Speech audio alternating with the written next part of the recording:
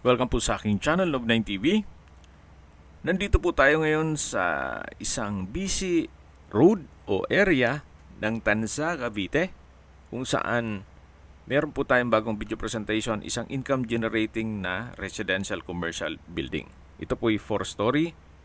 Dito po sa first floor may 3 commercial space. Sa second floor ay meron pong 4 na kwarto na pwedeng paupahan. Then sa third floor ay meron pong 3 kwarto.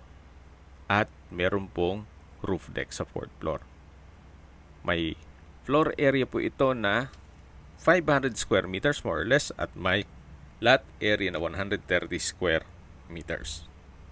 Ito po ay nasa mataas na lugar. Ang estimated elevation above sea level ay 133.9 feet. Kaya flood-free area. Ito pong area o lugar nitong property ay may population at 20,403. Kaya napaganda pong magnegosyo dito.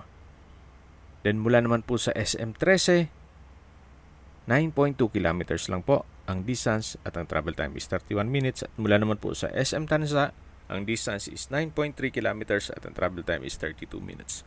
So, in between po ito ng dalawang bayan na kung saan puro maunlad po yan.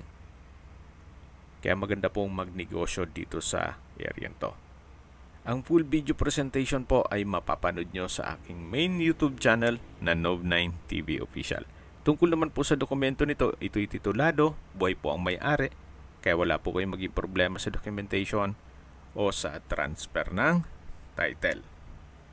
Binebenta po ito ni owner sa halagang 18 million pesos net.